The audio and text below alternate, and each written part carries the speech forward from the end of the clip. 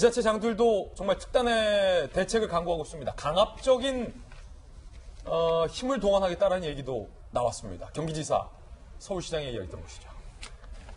신천지 측에서는 서울시 내에 신도 명단을 제공하지 않고 있습니다. 명단 제출을 거부한다면 압수수색 등 강제적인 수단을 동원해서라도 반드시 명단을 확보해 줄 것을 정부와 경찰에 요청하는 바입니다. 경기도의 주거, 직장 등 연고를 가진 신천지 신도들에 대한 정보 제공을 다시 한번 강력하게 요청드립니다. 명단 확보를 위한 강제 조치에 나아가는 상황이 초래되지 않기를 바랍니다.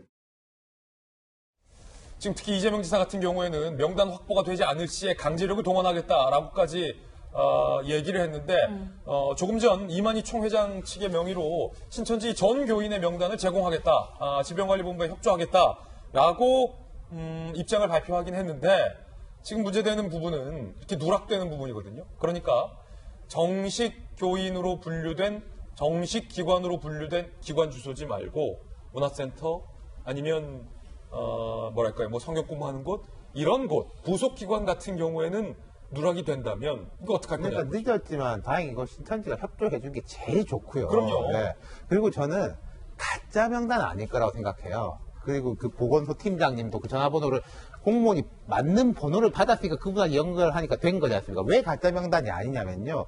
저도 무슨 당원 명부 이런 걸 이제 본 적이 있는데 가짜로 만든 건 매우 어렵습니다. 가명을 다 적고 전화번호를 010 어쩌고 이런 걸 다 가짜로 창작해가지고 이 숫자를 채운다는 거는 있을 수가 없는 일이거든요. 할 수가 없어요. 물리적으로. 예. 누락은 있겠죠. 그러니까 그게 제일 적극 협조가 되는 것이 맞고 그 다음에 갔을 때 그 사람이 나 아는데요라고 하면 참 방법이 없는데 고성덕 변호사님 말씀하시는 것도 이제 대책이 되겠지만은 잘 아시지만 이건 제가 볼 때는 되게 불법적이고 위헌적인 소지가 있기 때문에 개인정보 이 사태가 잠잠해진 이후에 그분들이 법적 조치를 하면은 아마 다 당할 겁니다. 물론 행정이라는 것은 정치라는 것은 그걸 알면서도 감수해야 될 때가 있는 거지만은 어쨌든 제일 좋은 것은 신천지 측이 적극적으로 협조를 하는 거죠. 예컨대 이럴 경우가 구멍이에요. 교수님 명단을 제공했어요. 신천지 측에서는 어제까지 명단 제공 안 한다고 했었거든요. 울산 등등에서는 제공했는데 한국일보 기자들 오늘 찾아갔잖아요. 공무원이랑 같이. 그런데 부인하거나 제공된 명단의 주소지대로 갔는데 없거나 나 신천지 아닌데요 라고 할 경우 과연 정부가 어떤 강제력을 동원할 수 있느냐. 이 부분이 사실 어려운 부분이에요. 사실 예방의학 차원에서도 이러면 답이 없잖아요. 저 신천지 아닌데요? 실제로 이렇게 되면 답이 없죠. 왜냐하면 대구 경북 사태에서 핵심은 어쨌든 신천지라는 교회고요. 거기에 집회에 참여했던 사람들에서 확진자가 다수 나오기 때문에 전원이 협조를 해야지 이 사태가 좀 안정화될 수 있는 그런 밑바탕이 된다라고 생각을 하는데 이분들이 왜 방문을 했는데 나 신천지 교인 아닌데요 라고 얘기하는 이유 중에 하나는 계속 말씀하신 것처럼 일단 내가 신천지 교인이 그러니까 교인인 걸 밝히는 거에 대한 어떤 두려움이나 꺼려함이 있는 것 같고요. 거기에 또 하나는 우리 보건당국에서도 자꾸 이 사태가 사주면 안정화될 거다. 치사율이 높지 않으니까 그냥 독감과 같은 거니까 안심해라. 이런 식으로 자꾸 무모한 긍정적인 마인드만 자꾸 심어주다 보니까 이 교인들이 현 사태가 굉장히 심각한 상황임에도 불구하고 심각성을 모르는 것 같아요. 4주만 숨기고 있자, 숨어 있자. 네, 이게 정부에서도 괜찮다는데 내가 굳이 밝혀야 되냐.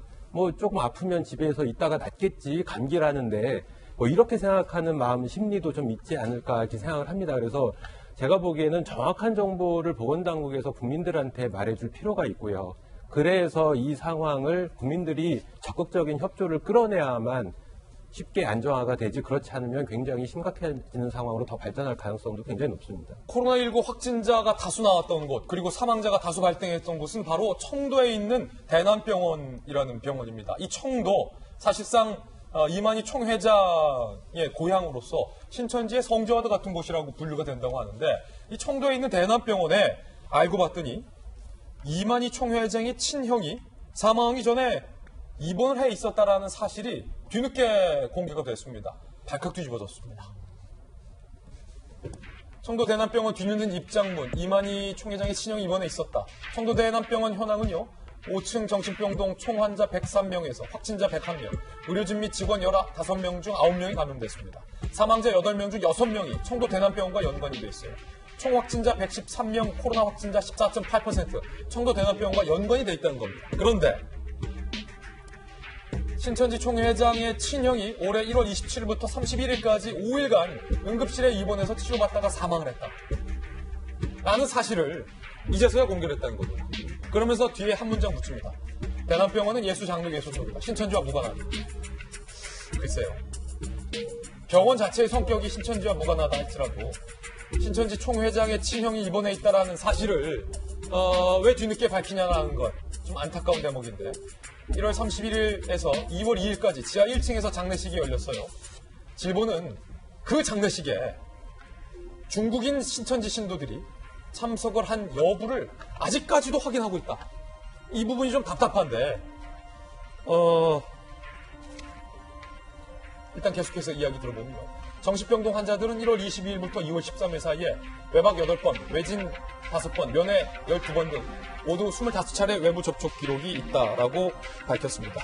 선민 교수님, 아니 이만희 총회장의 친형이 응급실에 입원했다가 사망을 했다라는 부분을 왜 이렇게 뒤늦게 밝혔을까라는 부분도 궁금하고 우리 정부가 아직도 중국, 특히 우한에 있다라는 신천지 신도들이 그 장례식에 참석하기 위해서 청도를 방문했는지 안 했는지 사실을 아직까지 수사 중이다. 아직까지 확인 중이다. 라는 것도 답답해요. 지금 며칠이 지났는데 주가 바뀌었는데 정부가 그거 하나 파악을 못하고 신천지는 그거 왜 밝히지 않고 있는 거지? 아니, 저도 좀 답답하긴 하고 한 건 한데요. 근데 여기서 이제 한 가지 따져봐야 될 게, 예. 과연 이제 이만희 회장의 친형이 과연 이제 코로나로 이제 돌아가신 건가 아닌가, 이게 제일 중요한 것 같습니다. 그럼요. 그게 아니라면은 사실 뭐 지금 이 혐의는 좀 벗겨져야 되지 않을까. 그러니까 청도 이 대남병원에 있는 그 확진자들이 다 이만희 회장의 친형을 통해서 전파된 게 아니라 중요한 지적이에요. 네, 다른 경로, 그러니까 뭐 중국에 있는 간병인 뭐 이럴 수도 있지 않습니까? 그래서 그거에 대해서 아직 사망 원인이 나오기 전까지는